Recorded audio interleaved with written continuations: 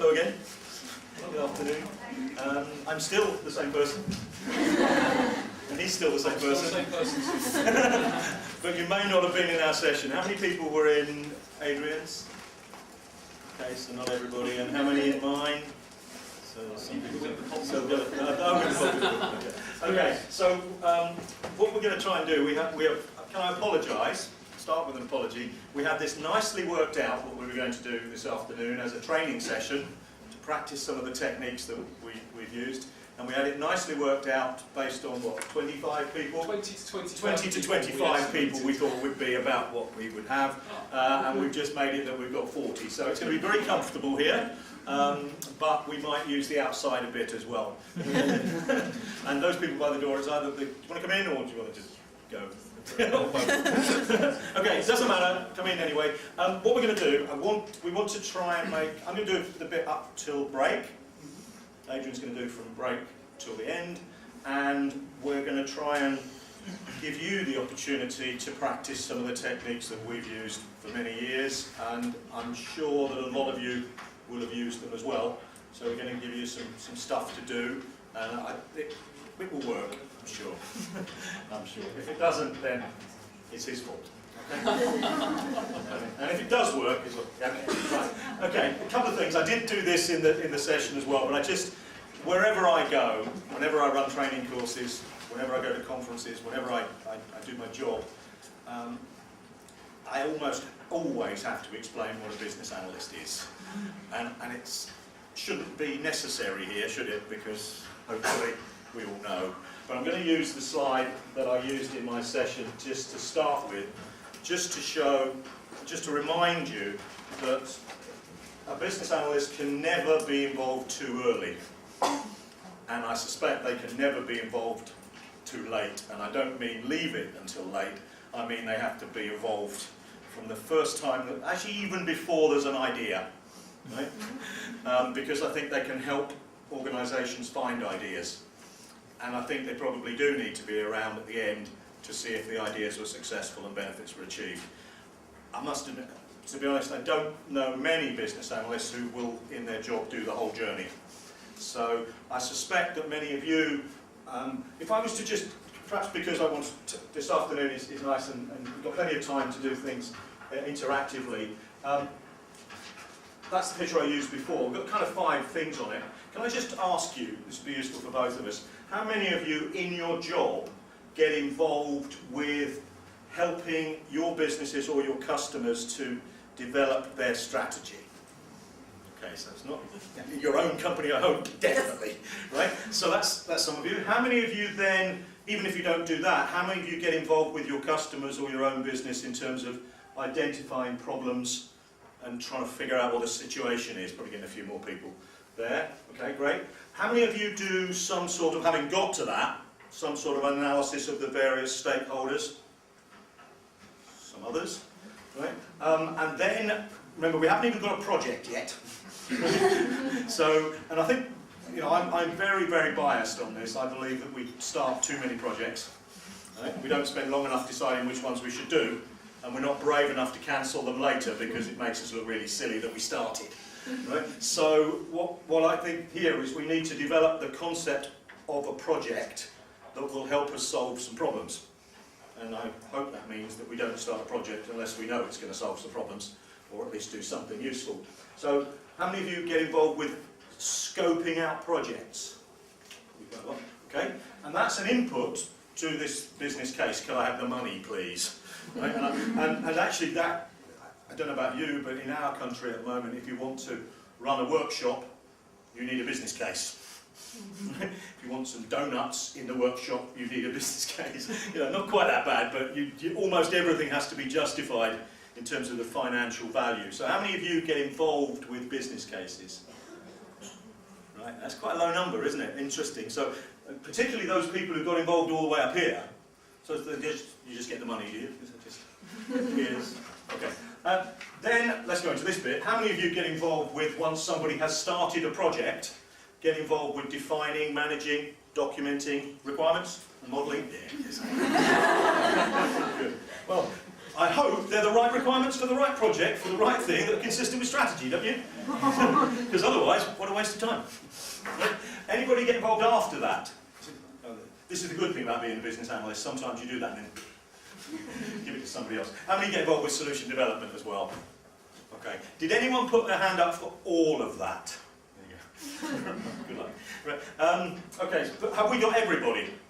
Did anyone not put their hand up at all? Yeah, it's just, I would wonder what you did. I would be concerned. Okay, so what we're going to do is we're only going to do that bit this afternoon. Right? We're not going to touch detailed requirements. We're not going to touch anything to do with solution development. We're going to a little bit say at least what we're going to do is the right thing. So we're going to talk, not really talk about business case, but input to it, which gives us 4 subject areas to do. The way we're going to do those, I'm going to do the first 2, strategic analysis and problem situation analysis, and then Adrian's going to do stakeholder analysis and developing a project concept. Right? And that will take us anything between 5 minutes and 3 hours. Right? And I've no idea how long it's going to take because we don't want to do the talking. Right? We want you to do the work. So if you don't want to do the work, good luck. Right? But seriously, I think the only way to learn techniques is to practice them, right? And to try them out. So I'm going to just go through some of the techniques that we use and then let you in your groups, and we'll work out a way, we have sort of worked out a way to get you to work in groups. We had originally planned that each group presented back to the other groups, but I'm not sure we're going to be able to do that with 40 people in the room. So we'll have a go. Is that all right? Does that make sense to everybody about what we're going to try and do? If there's any questions, please just ask as we go along, right? So that we don't need to wait till the end, just any questions. Particularly if I'm doing an example and you think, I wouldn't be able to do one of those, because as soon as I finish talking, you're going to be doing one of those. Okay, so, right with that? So, I'm going to start with strategic analysis, whatever that might mean. And I don't want to sort of get too many questions from each person in the audience, but I think we probably understand that strategic analysis is understanding quite big things over quite a long distance in terms of time sometimes. Although, I must admit, strategies seem to be getting shorter and shorter as things change all the time. Those of you who were around for the talk that I did earlier will know that I talked a lot about scope, a lot about how big an area we're studying. Right? And I think a very important point, we'll emphasise this a lot today, everything we're going to show you and everything you're going to practice will work at any level. Right? So we might pick a particular level to practice it, but you can work at a much lower level, you can work at a much higher level, that's really up to you. I've definitely used all the techniques I'm going to show you, I've used on my company, and I've used on my customers' companies, and sometimes I've used them at departmental level, and sometimes I've used them at a kind of group level. So we could pick almost any to do it for. And so I want to start with something that seems really silly. Anyone know what that is? It's a circle, isn't it? Yeah. But I'm not that bad at drawing circles, but I did it once and somebody says an egg. And I thought, I've done something wrong somewhere. Okay, it is a circle, but it's not just a circle. Right? It's very important for what we're going to do. I've got it on the slide in a minute as well. For the whole purpose of what we're going to do this afternoon, that is our world. Okay? So if that is the world, the planet Earth, then there's a bit of scoping there, isn't there? Everything inside there is on our planet, and everything, well, it goes on a bit, doesn't it? It's just, the flip chart's not really big enough, is it? Right? And that is because during my section this afternoon, I'm going to talk to start with about techniques that understand the outside of our world, and other techniques that help us understand what's inside our world. And because they're separate techniques, it's important to know where that line is. So if that line is a product that you sell, or a department within your organisation, if it's a department within your organisation, then everything inside, everything to do with your department is internal, but the rest of your organisation is in the outside bit. Right? If that's the whole of your company, then we're talking out here of your competitors and the world in which we work. Right? I just want to clarify one more thing before we get going. How How many of us work in the world? I'm hoping this is when everybody says yes. I really do hope. You know, we had a couple of Martians once, but you know, they didn't stay on the whole course, did they? Really, they disappeared off. No, seriously, we all have that. But how big is our working world? It's probably a bigger question, isn't it? Right? So there it is. Right? So we've got the world in which we work. That is in the outside world, and that's even got an edge because we can't keep going, can we? Let's for instance, the thing I talked about this morning. If you keep going forever, you never get anything done because you say this affects this, affects this, affects this, affects this. You have to know what the scope is and what's relevant to you. So what we're going to look in the techniques is we're going to start by looking what things are happening in the outside world that affect us. And some of those will affect us because of the job we do. Some will affect us because the type of organisation we work for. It might be a small organisation, it might be a large organisation. We might be affected because we work in the software industry. We'd be affected by different things than if we were in the airline industry. Right? So we need to know things, I guess, that are to do with the business domain in which we work. Now let's, I'm going to try something with you. Apologies if I'm sort of asking general questions, but when we watch the news and we see something happening, no matter what it is, something, let's make reasonably big event happens, what is our immediate thoughts? How does it affect me? Yeah, exactly, that's what I was thinking. And then after a few seconds of thinking that's a bit selfish, right? What do we think?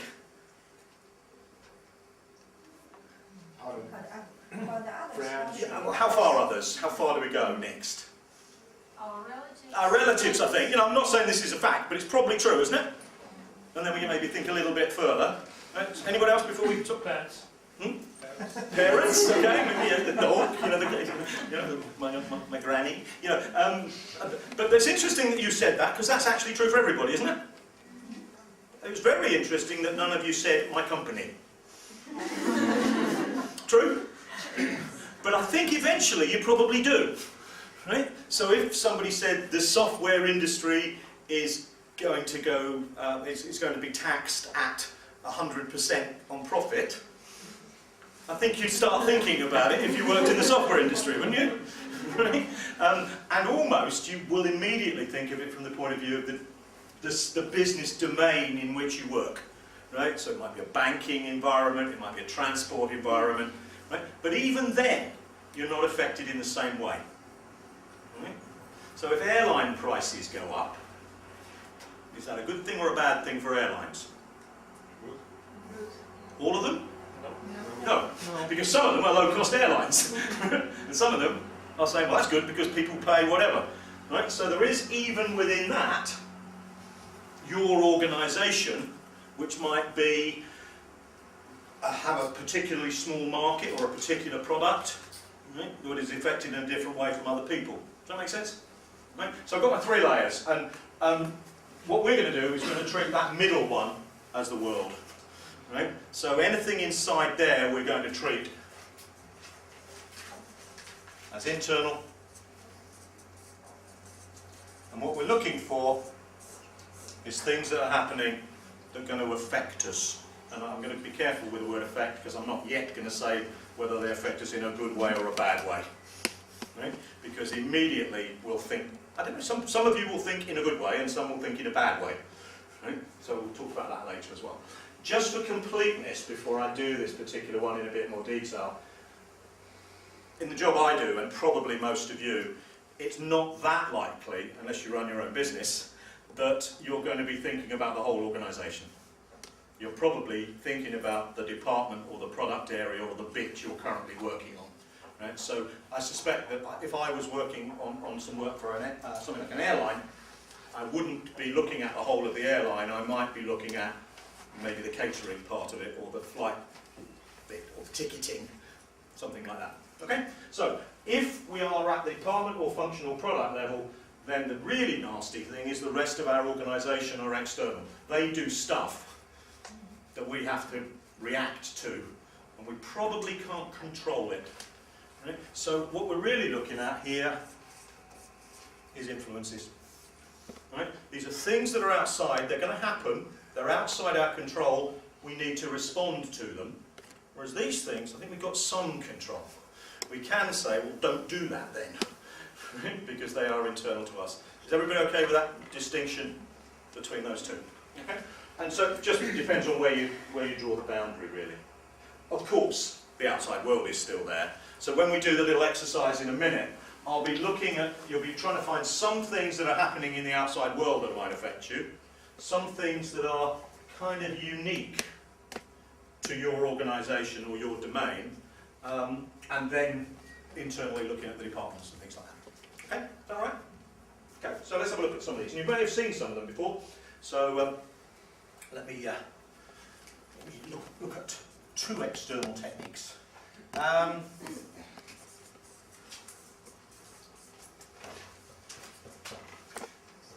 English word called pestle. You don't need to know what the word means, you need to know what the letters are. And it's only a very quick way, and I'll tell you what they all mean in a minute. It's a very, very quick way of understanding the sorts of things that are going on outside your organisation that may affect you, possibly negatively, possibly positively. But why we do it, and the other things I'm going to show you, is that so we don't just think of one thing and do something about it. Then something else happens, and we do something about it. And then something else happens. We try and look at everything that's going on and try and react to the complete thing. Now, some of these will cause us problems. I was at a company the other day, and I looked at all 6 of them, and all 6 of them were causing problems for them at the moment. That meant that company was in a real mess, didn't it? Right? Everything that seemed to be going wrong at the same time. We sometimes call it a perfect storm. Right? Absolutely, everything that could go wrong is going wrong.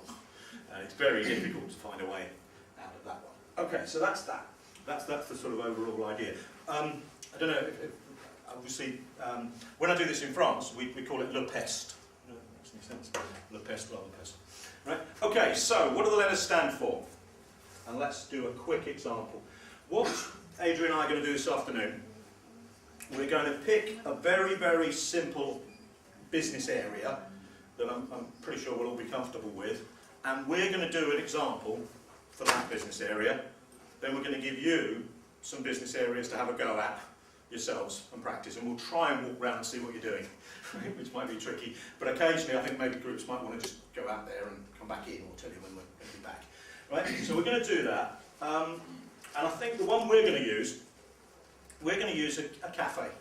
Right? Just a cafe in the high street anywhere, because that pretty much works anywhere in the world. And we're going to have a look at a particular cafe and identify what's going on that might affect them. Initially externally, the way we'll do it is I'll do this and I'll do a second technique, then you'll practice it, then we'll come and do maybe a couple of techniques internally and you practice it, and then we'll see what happens from there on. Okay, so PESTLE stands for these things. So in the middle is that first thing, the company, the organisation, whichever you want it might be. And the sequence of these letters doesn't really matter. It also doesn't really matter if you have something under each heading, but what we'll expect you to do is to maybe list your ideas under the letter P, list your ideas under the letter E, etc. So for instance, if I was doing the cafe type one, and you don't have to have something for all of them, it might not be relevant, but the interesting thing about this is it will be different for different companies, and it will be different in different parts of the world, and it will be different in all sorts of things. Now I'm not going to, I think it's obvious that I would like you to do this for a cafe here in Belarus, that makes sense, right? Because you know the answers to that better than I do. But for instance, if we were doing this under political, we might find things under there like the rules for the local government, right? That they've said about maybe the rules for expanding the cafe. Those sorts of things. But we might also put in there things that say, something that is actually happening in the UK at the moment, there's a very big thing at the moment, charging more tax to food you buy and eat in the cafe, rather than food you buy and take away. Right? And obviously, you know, a lot of people now are letting you eat inside by giving you in a bag, right? So that they can pretend you were taking it away so they don't have to pay the tax. Right? Sure, that could happen anywhere. Right? So you've got that under political. Just as this is the first letter I'm explaining, be a little bit careful. Don't just do the really big things that affect everybody. right? But try to think of something that is specific, if you can, to the area that you're dealing with. Right? So we're talking about a cafe, we need to know a little bit about it, we need to analyse it, and we probably need to see, is it a large cafe or a small cafe? Is it, we've decided today to do a little standalone cafe, haven't we? The manager runs it, it's not McDonald's, it's not a chain around the world, it is just these people who are running it. I'm going to say this bit quite a lot. When we're doing this, don't think about what you're going to do about it. All we're doing is listing the things we need to think about. We'll come back later and look about what we're going to do about it. Right? Because otherwise you get an immediate reaction, don't you? I said there was something about, what did I say, local policy. So we do something about that before we've investigated the rest of it. So, I think there's probably some stuff going on about economics around, isn't there, at the moment? So there might be things in there that are quite big things, like the impact of the euro, or the impact of deflation, or whatever. Right? There might be in there, but there'll be some things that are specific to cafes, which would be things like, have people got spare money to go and drink in a cafe, or are they more likely to go somewhere else? Yeah, is that okay with everybody? So don't expect to get maybe just one thing under here. There's just a few things I might get in there. And if you were doing this for real, you wouldn't just do it once. You'd keep it and keep updating it as you went along. So something would happen, and once you finish thinking, how does it affect me? How does it affect my family? You come back here and think, oh, I wonder how it affects the pestle for my company. Right? Now, as a business analyst who might be working for producing something for another company, it's a very good idea to do this for them. So you can do it for your customers as well as for you, because you'll be able to find out what's worrying them. Right? So if your customer has economic problems, it might not be a good time to put your price up. Right? That makes sense? Or you might say, well, pay some now, pay some later. I've started doing it. I've already started doing what I said you shouldn't do, which is thinking about solutions. So there you go. Right? It's so easily done. Okay, under here, we've used the word social. The full term for this is socio-cultural. Right? There are cultural differences, obviously, in countries, but there are cultural and social differences in companies. And even if we looked at 4 or 5 cafes, they probably would have a different way of working. Right? But also we could look at social trends to whether people do drink more in cafes or drink more in bars or eat or whatever else. So we have economy in there. So we've got trend, in my case down here, because I've done this for us really a few times, trends away from pubs and bars.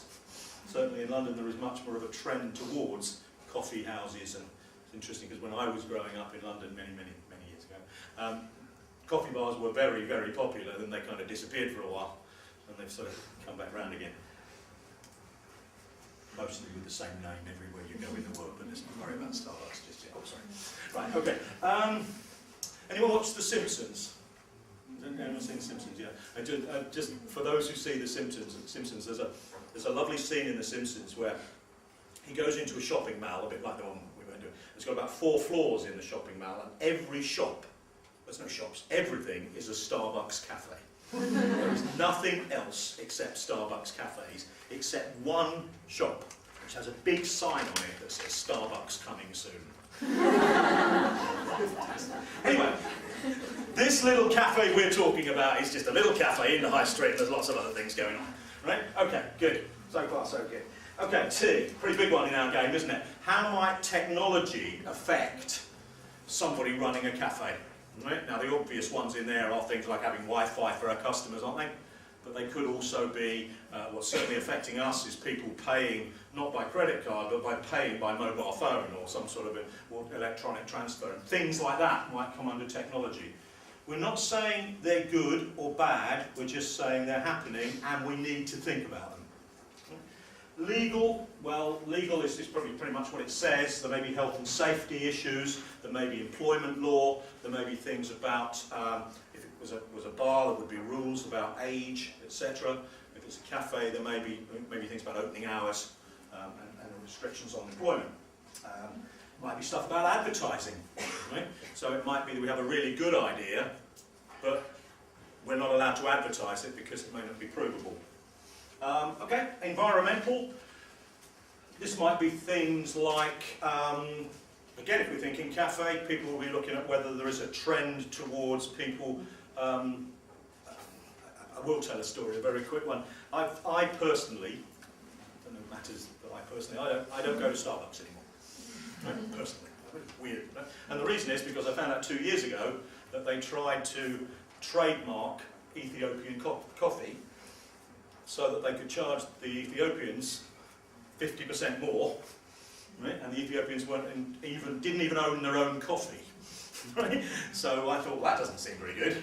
So I stopped going to Starbucks, as did a lot of other people. And immediately, interesting enough, Starbucks stopped and sold the rights back to the... So there was a lot of pressure from the customers saying, we don't think that is, you know, it wasn't so much environment, but it does come under the environmentally friendly type stuff. And so people will say, this coffee is free trade or whatever.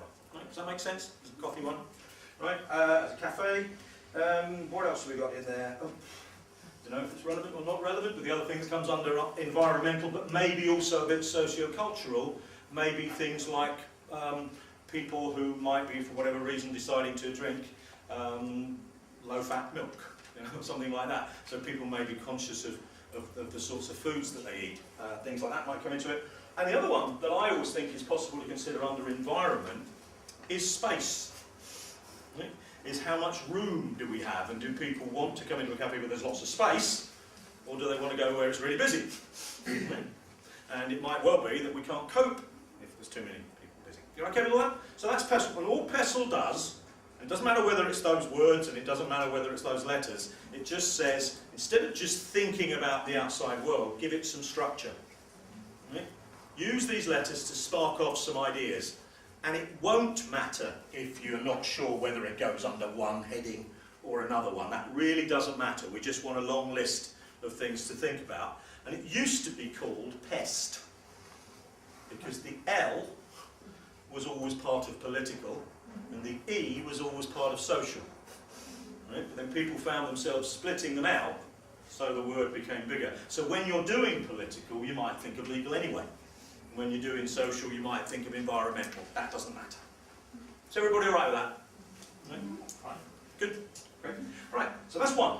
I'm going to do one more, and then we're going to give you an opportunity to have a go at it. I quite like PESTLE, but it's not my favourite of the external techniques. My favourite personal one for business is something called Porter's 5 Forces. And this is about seeing the organisation as a business, but it does work for government departments and it does work for other sorts of organisations. But it's basically saying, we'd like to do certain things, but we're being pressurised by things that are going on outside that force us to do things differently. Right? And it really is quite an important one. And this is Porter's 5 Forces. It's been around a long time, so many of you may have seen it. In the centre is something that obviously all businesses think about all the time, and that is what are their competitors doing? Right? Because imagine your competitors saying, I've just done a PESTLE as well. Right? So everybody's got exactly the same stuff. So you say, well, I'll put my prices up, and they say, well, I'll put my prices up.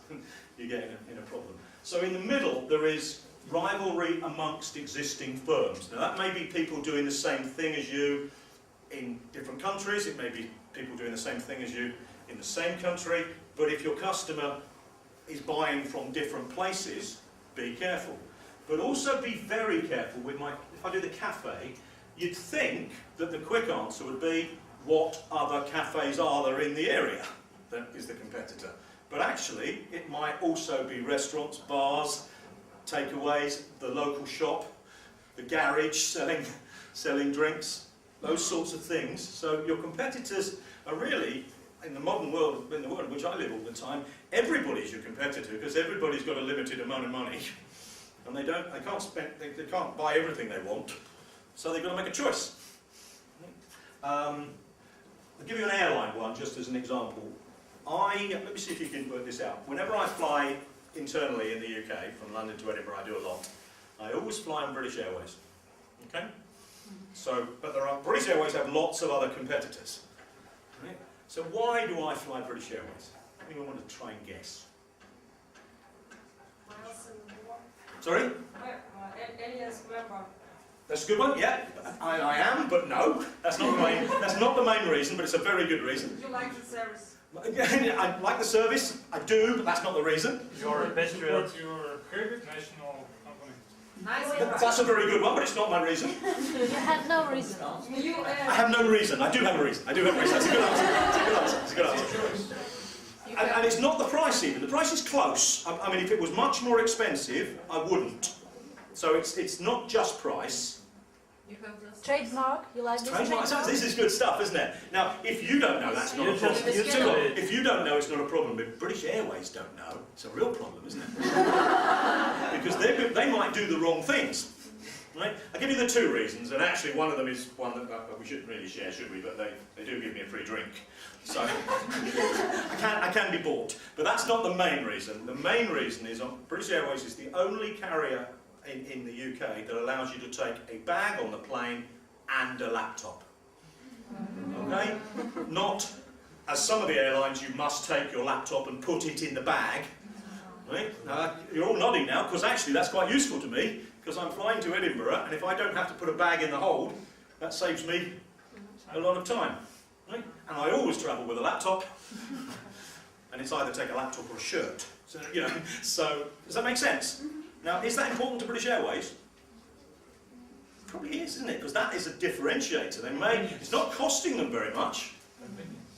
So, okay, so that's an example of what they've looked at and why people don't fly on other airlines. And they've done something pretty simple. And they've got me. Okay, so they just got me.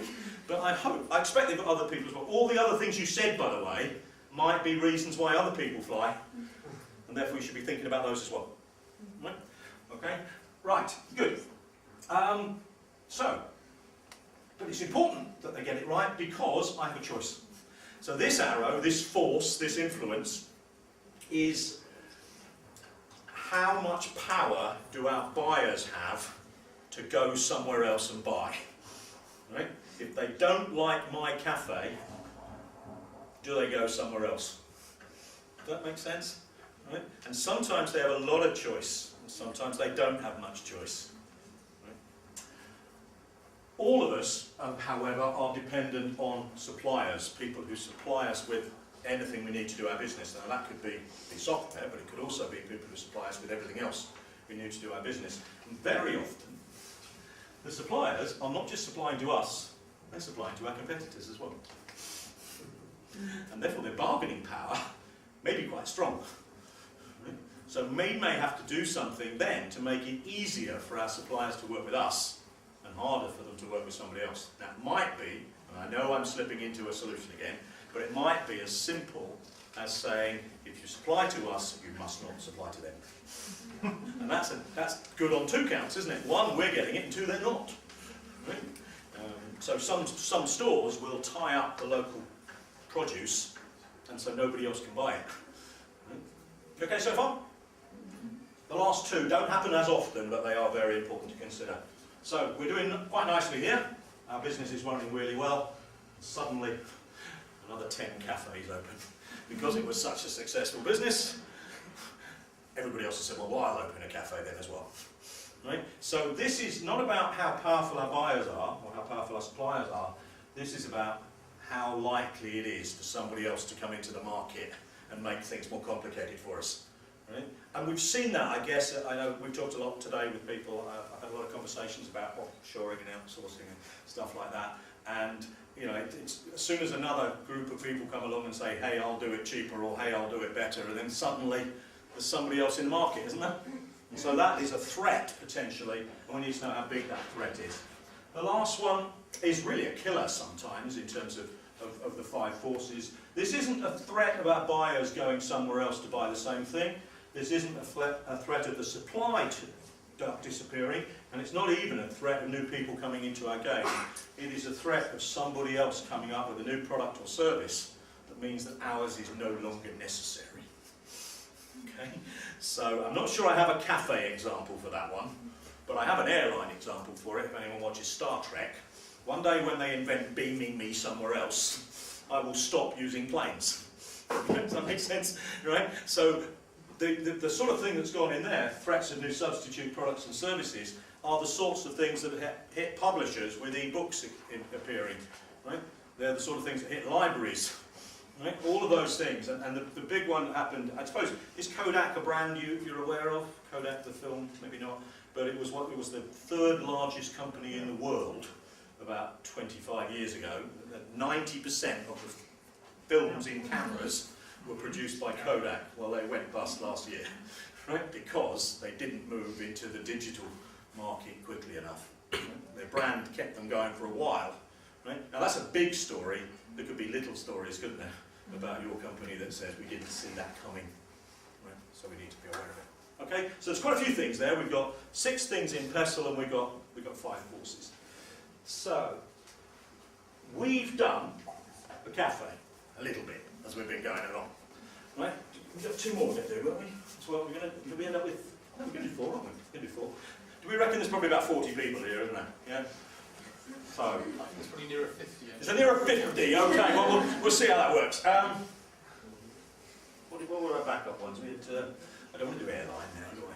Come up with yesterday. Circus, that's it. Right, I haven't got it on there, which I should have. We're going to split into groups of about 5 people, and each group, for about 20 minutes or so, I would have thought, is going to go away, 15-20 minutes, just go away, and under the headings of PESTLE and 5 courses, take a piece of paper, take a pen, and just write down something under the headings of PESTL, and maybe have a think about the 5 forces. We could split it and get one group to do PESTLE and the other 5 forces, but I think that's going to be chaos. So, okay, I don't know how we're going to do it group-wise, but if you can sort of take a group of 5, so how about you start from the front? So that's a group of 3, you need to pick 2 people out of there. You're a group of 4, you need to pick 1 person out of there. And I'll let you, you're all business analysts, you'll have this organised in no time, won't you? Any project managers in the room? Okay, can you organise this, please? Otherwise, we're not going to get anywhere. Right. Okay, so try and get yourselves into groups of 5. Какая у нас бизнес-арена? Какая у нас бизнес-арена? Сейчас нам подадут.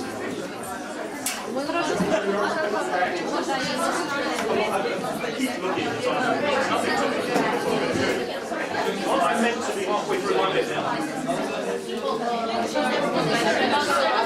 No, that's the bit. I should have said this before you started. Each group, yes, that would. See, next time I do this, it'll be much better. I want down this side. You've probably got 4 groups here and 4 groups there. The first group here, I want to do taxi. The second group, cinema. The third group, petrol. The 4th group, library. And if there's a 5th group, service. So, taxi, cinema, petrol station, library, service. And if that's all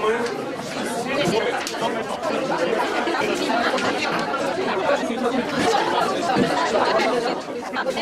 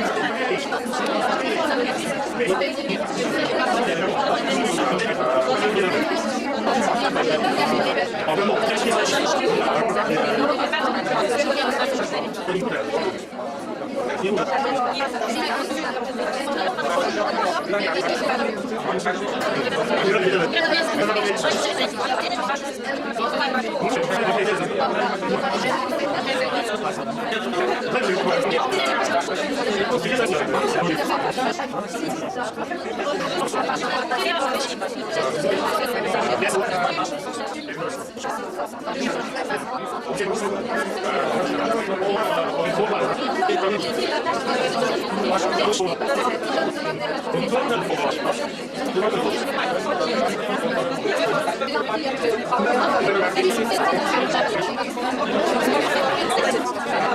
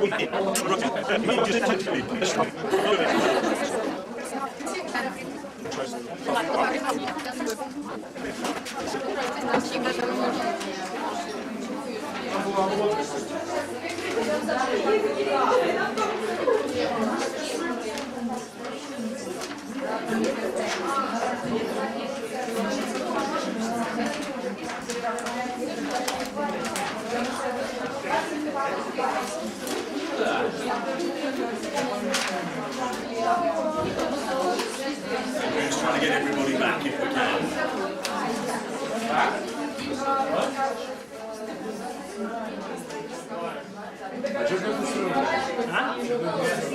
Сейчас понадо чуть не устоять, как транспарантом.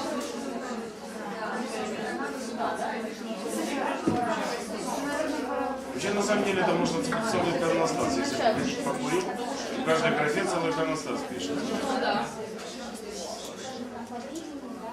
Внимание, вопрос. На какой точке остановить цифру? Вопрос гранулярности. Главный вопрос действия – это гранулярность.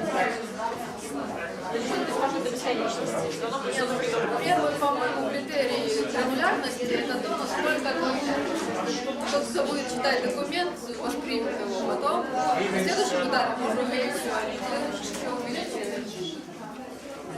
Документ же не самоцель. Цель – донести информацию до конкретного человека.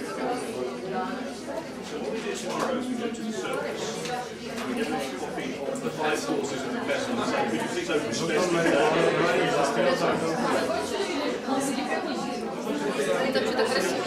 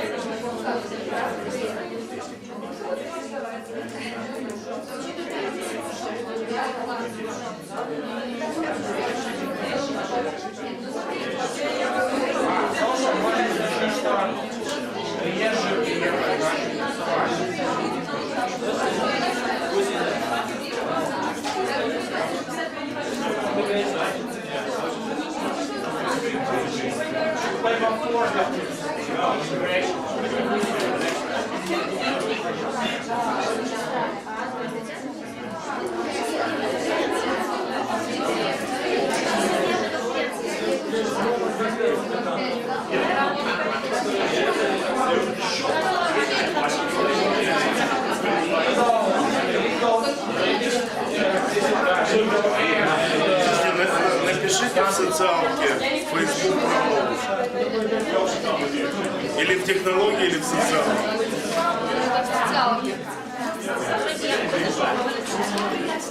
Yes, I think so. Куда писать? Давай мы наоборот напишем. Okay, so just get back in as quickly as we can and we'll do the next bit. So please start. Thank you. Okay, we're going to start again, I think. Okay, so we had a very detailed plan of how to do this, which I think we've thrown away. So we decided not to review all this because that would obviously take quite a long time.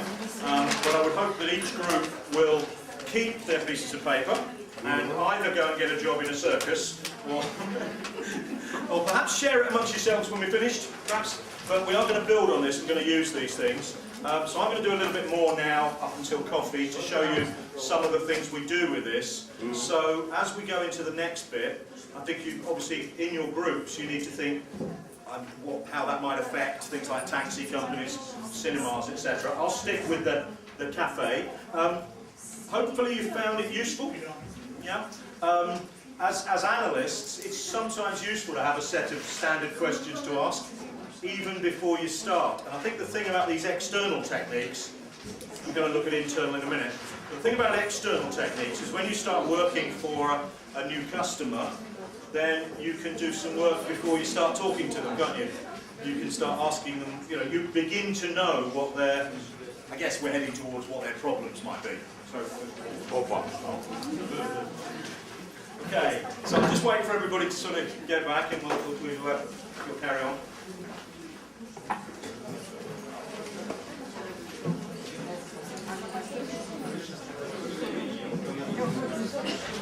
While we're waiting, just one very quick thing.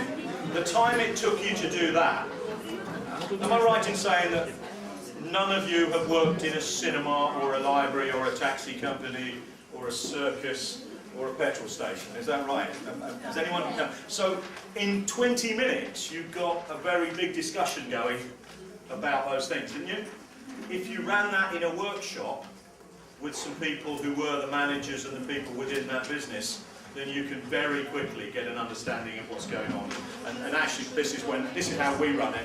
We run it as a kick-off workshop. We go in and we don't necessarily talk about PESEL and 5 courses. We tend to just ask people what sort of things are going on politically and stuff like that. Okay, so let's move into the next bit. The only bad news, I told you that our planning went to pieces. We did have loads of pens. Obviously every group has now got a pen, but I haven't got one anymore. Thank you.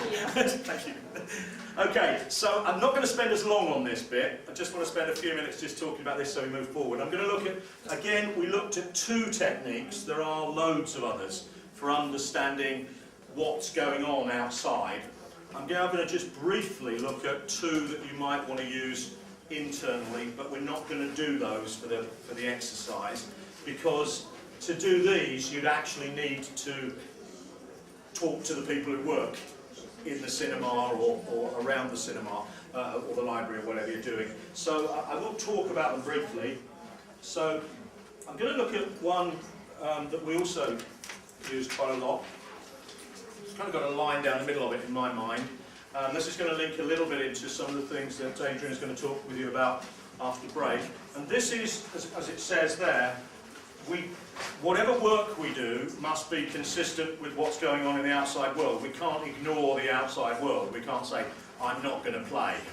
Right? I don't believe that the economy is a problem, I'm going to ignore it. Or I don't believe that this election has happened. You have to go with it. But also, most of us have to work within the internal constraints and the internal influences that have already been set. So, probably the 2 middle ones are probably the most interesting ones here. But the first one is mission, which means understanding the overall direction of the organisation we're working for. And that could be very, very high. With the cafe, you may not have it stated like this, but the owner might say, actually my reason for doing this is to be the most popular, profitable cafe in the area. Right? So that's a very high level direction they want to go, from which you might break it down into a series of objectives, like I expect to get this number of people coming through, I expect this sort of profit, I expect the following average sales over a period and things like that. And that will lead, and the reason I've sort of put the line down there is that will lead to the different ways of doing it, because it's all very well saying I've got an objective, but there are lots of different ways of achieving it. So the strategy might be, I'll take over another cafe, or a strategy might be I'll do a partnership with somebody else. And partnerships are very interesting strategically. I don't know if you've heard this story. It's a very, very quick one. It goes back to a very, very long time ago in America. Apparently they had a very, very hot summer, and there was a fair going on, and a fun fair, and there was a guy selling ice cream, and there was people selling hot dogs, and people selling all sorts of things, guys selling waffles, various things, and it was very hot, And the guy who sold ice cream, who was obviously competing with everybody else for people's money, it was during a fairly bad recession, but it was very, very hot, so lots of people wanted to buy ice creams. And the guy who was selling the ice creams had plenty of ice cream, but he ran out of ice cream tubs, so he couldn't sell them. And everybody was really hot and wanted to buy ice cream, but he had no more tubs. And the person at the next stand was selling waffles. So the guy at the waffle place took the waffle and folded it into a cone, and the guy put ice cream in. And he obviously sold all the waffles and all the ice creams, and that was the invention of the ice cream cone, right? Which was the competitor became a collaborator. Right? They were against each other until suddenly they realised working together was a better solution. Right? And I think that's where we have to be very careful here, because it might be that we are too worried about the competitors without thinking of maybe their strengths in different areas. Okay, so the strategy then was to work with somebody else. Right? And that might, in a sense, he outsourced the tubs, didn't he? That's what he did. He said, I'm good at ice cream, but I'm not very good at the other bit. Right? And actually people didn't eat the tub. They had to throw that away, so it was a litter problem. And suddenly, great solution. Nobody throws anything away, no rubbish, etc. Okay. And then, so tactically, that would then be at a lower level. How would we do things to help meet the strategy? Okay, that's quite useful. But the second one in here is what we call a resource audit. And that is really something that a lot of organisations, I think, personally think do quite badly. They set, it's really an assessment. Really what it's saying is, I've got this direction I want to go, I've got these things going on outside, so that's what I'm going to do, without thinking, have we got the capability to do it? So they set a strategy, and they can't achieve it because they don't have the resources. Right? I'm not going to do that as an exercise, but I think you can imagine as you start to think of solutions for the problems in your little exercise, you might find that the organisation doesn't have the resources to do it. So let me show you the 5 resources. The first one is physical resources. So for my cafe, we've got a building, we've got some tables, we've got some chairs, we've got a coffee machine. I mean, those are quite good physical resources. If we don't use them, we're not going to make any money. Other resources we might have might be money. We might be able to solve our problem by investing in new equipment or investing in new things, but if we haven't got any money, that's not a very good solution to our problem. Right? We might have to find other ways of doing it. Another resource is people.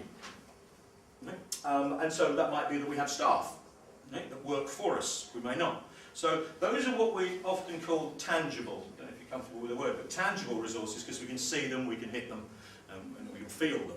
Right? But 2 resources that are very powerful are things like know-how. So we may have somebody working in the coffee bar, but they may be a qualified barista or whatever. Yeah, they might be a qualified coffee maker. Right? So nobody else can employ them because they're working for us. Right? So it's not just a human resource, it is a know-how resource. They've got experience, and they may even have contacts, right? And relationships and things like that. So that might make a difference. And the other one is reputation. So Apple is a really good example of this. They come up with a new idea, and I don't know about here, but I'm pretty sure it's the same. They don't even market it, they just say, we've got a new one. And everybody goes and buys it. On the off chance it will be good. Right? And it usually is good because of their reputation, isn't it? Right? Now, for instance, if you take Microsoft, maybe that's an extreme example. When Microsoft come out with a new operating system, we don't see queues of people that often saying, I want to use it. Right? I might be wrong, but you don't often do that. So there's a bit of brand and reputation. And if you take the cafe example, if the cafe's got a good reputation and it brings new things onto the menu, people will try it out. If the last time they tried something it was awful, then they're not going to do it again. Right? So when we come up with some ideas towards the end of today, you need to make sure that those ideas deal with some of these external pressures. You need to make sure they're reasonably consistent. I don't think you can do this bit, because you can't know what the strategy is of the circus or whatever, but you can certainly think about, are they likely to have the resources to make it sensible? Right? And if one of the resources was it was a very small cafe and wasn't making much profit, then you can't really solve it by getting more people. Right? You can only probably solve it by putting the price up. Is that okay?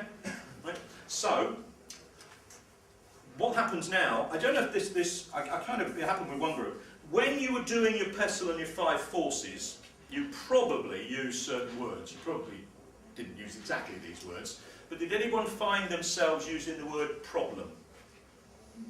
Did anyone find themselves using the word, when you were doing these two? Opportunity? Maybe? Threat?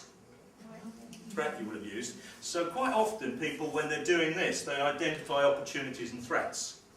If I'm looking at things like our resources, if we've got lots of resources, lots of money, what do you think that might be? And if we've got no people with any skill?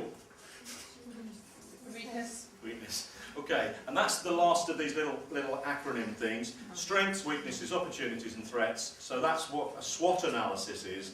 And the O and the T, it's very difficult to, if I'd have said to you an hour ago, pretend you're working in a taxi company, what are the opportunities and threats? It would have been very difficult to come up with a list. But because I asked you to go through these, I think you could very easily come up with a list. And almost everything in that list is either an opportunity or a threat. Depends on how we react, doesn't it? We can either turn it to our advantage or we cannot. Right? So we might find that a new university has opened in the area, and therefore it is excellent opportunity because lots of students will come and drink coffee. We might see it as a threat because they'll just buy the one and sit there for the rest of their lives. Right? So, while using the free internet that we provided, how about that? And then we wonder why our sales are going down. Right? So that might be where it goes with the cafe. So we think, well, we need to do something. So what you can imagine somebody might say, oh, profit's going down, so we'll put the prices up a little bit. Students still come in, they still buy 1 cup of coffee. It's just because it costs a bit more now, they stay longer. So we haven't actually solved the problem because we got the wrong problem. Right? So if you're okay with that, that's the resource audit, and that leads us to this idea of a much more rich set of strengths that the organisations have, weaknesses, opportunities and threats. And just to finish this little section off, as individuals, remember we talked about the organisation, as individuals we are kind of self-contained. You know, there's an internal part to us and there's the rest of the world, right? And we all have to respond to opportunities and threats, don't we? Things that are going on in our world, some political, some legal, some social, right? All of us. And the way we respond is actually down to stuff that's inside us, which is our own strengths and our own weaknesses. Right? So some people are very good at dealing with change and some are not. Some are very good at working under pressure, some are not.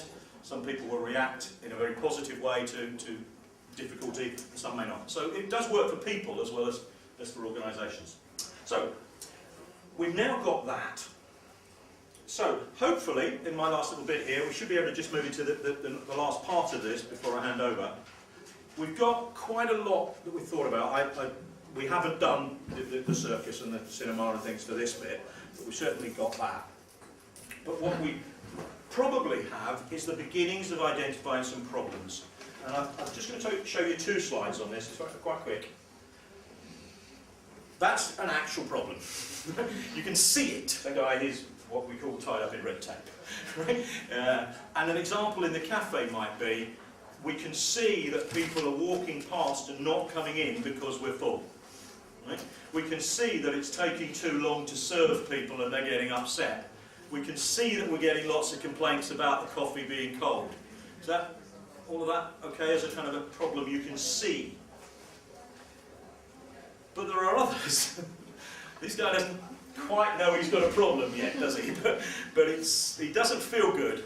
And he's going to feel even worse in a minute, isn't he? So this is something where people don't bring in an analyst to say, I've got a problem, can you help me solve it? They're problems where people go, you know, I'm sure we could do this better because it doesn't feel right. And the third one, which comes back to this quite a lot, is actually nothing to do with existing problems, but there are things going on out there that if we used them, we could do things better. We could exploit those opportunities. They might not even know that there is a technology available. They might not even know that there is any legislation or anything like that. So my own view on this is very simple, that you can't really do these properly unless you've done these other two properly. Right? So if you're spending all your time dealing with day-to-day problems with the running of the business, you're never going to step back and look for big opportunities. As most organisations are spending all their time dealing with day-to-day problems, it's a tremendous opportunity for the business analysis community, isn't it? To come in and say, while you're doing that, we can help you with this bit. Okay? So, that's those. The last of these sorts of pictures, very complicated one, this, but actually very easy when we go through it. If you go into the cafe, and you know, the cafe owner decides to bring in a business analyst to do some analysis and some improvement and solve some problems, the very first thing that will go through the analyst's mind when they walk in there is, and I'm sure you've all done this, what a mess.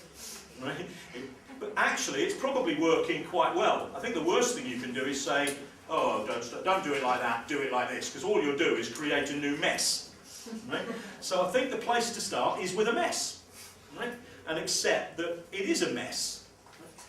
Then you can start finding out details about where the mess is. Right? What are the real bits of data that are around? Well, you know, so why have you brought me in? Well, actually, the sales figures are going down a little bit. Right? Or I've been working every day till midnight, 7 days a week, and every time I get to the end of the year and I do my accounts, we've made a loss. And I don't feel as though we should be because I'm working really hard. Right? So that's when you can start drilling in. And then, this is the link bit, I think, to the last little bit for me, is we'll list some problems. And the important thing there is they're not problems just because somebody says they are problems because they're not dealing with this, usually. We might come up with some problems in a second, we will come up with a problem in a second. Then when we've got problems, then we can start finding ideas. Now, this is a very important sequence. If you start finding ideas before you know what the problem is, it's not much use.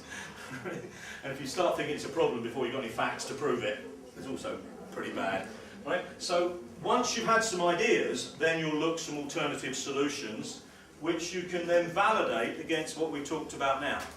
So before I do the last slide of this, the last couple of slides, let's assume that the guy's got a problem, and we've even found out what the problem is, and we might come up with two solutions. One solution is very expensive and doesn't deal with any of that stuff. The other solution is very cheap and deals with all of it. Which one are you going to do?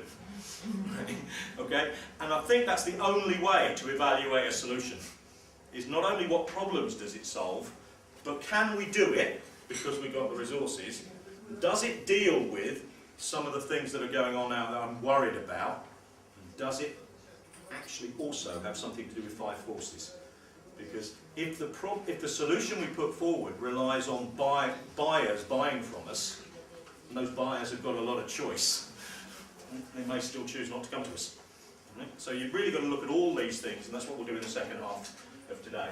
Now, when you go into an organisation like the cinema or the cafe, there are lots of ways of documenting what you find out. And I'm going to show you three, but I'm only going to talk about one of them. I mean, obviously we wouldn't do this, but if I went into a cafe and they said, come and do some business analysis, I'd find out a lot of stuff in my data finding. And I'd probably find lots of problems. The bad news is, whoever I talk to would give me different problems. Right? Really classic example of that, I talked to the manager and he says, we're not making any money because we're not very busy. Lots of people are sitting there drinking coffee, but we still don't seem to be making any money. And if I talk to the staff, they say, well, that's not really a problem, actually, it's quite good. Because we don't actually have to do very much here, right? Because there's not very many customers. So we just spend the day ourselves browsing on the internet. So they haven't got a problem, right? But actually, overall, there is a problem. And I don't know about you, everybody has their own way of understanding these things. And I suppose it's... When I showed you the clip art for the cafe, you saw a picture. But before that, you all knew what I was talking about in the cafe, didn't you? I say the word cafe, you imagine something. Did you all imagine a particular cafe that you actually already know? Did anybody? Or did you sort of fictionally, I don't know what he's talking about sort of moment? Right? When I said circus, what did you all think? Did you think a tent, or did you think the circus in town? I don't know. Either way, right, you had a mental image of what you were thinking about. Right? And so one way of documenting it is this thing called a rich picture. I'm not going to go through this, other than to say this is just a sketch that I might make that shows the cooking staff saying we can't work miracles. Right? So in other words, we can't serve you good food because we haven't got any money to buy the ingredients. Right? We've got the students here saying this is a great place to work, to sit for hours because nobody chases us and we get the free internet. We've got these people saying great food but slow service because we haven't got enough staff. And the tables are dirty. Right? And then we've got this place saying there's nowhere to sit, but we've got these people sitting there for hours. Can you see the interconnectedness of it? It's just really a cartoon. And then poor old waitresses are the ones who get told off. They're the people who everybody shouts at, aren't they?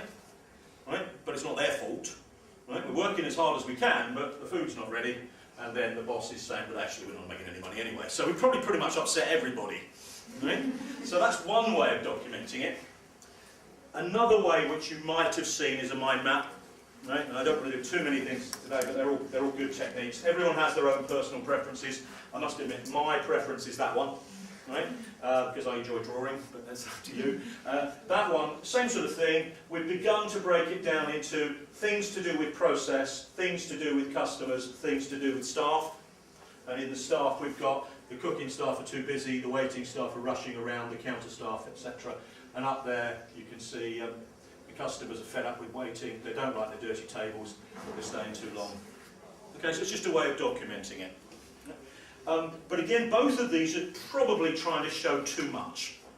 So what we ought to do is maybe identify a series of separate problems from different perspectives. So we might talk to the customer and say, what are your problems? We might talk to the manager and say, what are your problems? And try and look at each one separately. Not deal with it separately, but look at it separately. And the technique I'm going to get you to do, the last one, is something called a fishbone diagram. Now, it's obviously called a fishbone diagram because it looks like a fishbone, right? Its real name is an Ishikawa diagram, named after the person who invented it, right? But it's pretty simple, and this is one I want you to do. It's simple to look at, it's quite hard to draw. So what you do is you take each problem in turn, and in this case, I've taken the problem of sales being reduced. So the manager is unhappy that the sales have gone down. We would have done another fishbone diagram for a problem about the time to serve people, if those were problems. What you do is you just draw a simple line and say, look, these problems are happening, this problem is happening for a reason. And on the bones of the fish, there's lots of different ways of doing it, but what I've done here is I've picked something we call the 6 Ps. Right? But you can do it with anything, right? There's a whole bunch of different ones around. But this one says, right, under the headings of people, place, process, physical stuff, products and performance measures, I'm going to drill inside those, and I don't expect you to do all of them. You might want to pick maybe one to do in a minute. I'm looking for the things that are happening in there. So under the product bit, we've got the tables aren't available, a slow service, customers not too long. Under physical evidence, the tables are not clean, but there's positives in here as well. Great food displays. So you can have a look at that. And what you do is you say, right, tell me about what's going on in here. Tell me about what's going on in here. Tell me about what's going on in here. And then what you do, I'm not sure I've actually got it on this one. I might have. Yes, I have. Good. Here's a really good example. Slow service. Slow service. Right? Now, if you see the same thing in more than one of the bones of the fish, that's a pretty important problem to solve. Well, it's not solving the problem, it's a pretty important thing to put right. If you put it right, this problem will start to go away. Right? So you do one of these for each of the major problems. Now when we do this last little bit of exercise, when you get back into your groups, I think what I want you to do is for your circus, taxi, company, library or whatever, just think of one problem that they might have, just one, that you probably could pick up from the conversations you've had already. Put it down on your flip chart. I think probably draw the 6 Ps, but then pick one, or maybe split your group and one person do one and one do another, and try and come up with the sorts of things that might be leading to that problem. And then we'll hand that over to Adrian to try and see what we can do about those problems. Right? If you're having any trouble finding problems, then I'm pretty sure we can come around and give you help with that. But you'll probably find that from what you've done so far, you've probably realised there's plenty of problems in the taxi company and there's probably plenty of problems in the library. But try to do it as much as you can from the work you did earlier. Right? So we're going to do that now until coffee, pretty much. And then when we come back after the break, Adrian's going to take back your problems and we're going to take them a little bit further. Okay? So that's the last bit.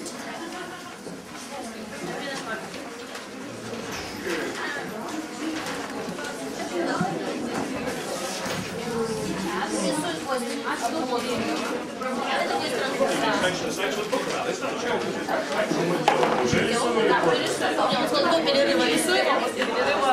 How many leaves left? It's about first picture. Так, ну что, мы рыбку рисуем или да? By doing it, you cover most of the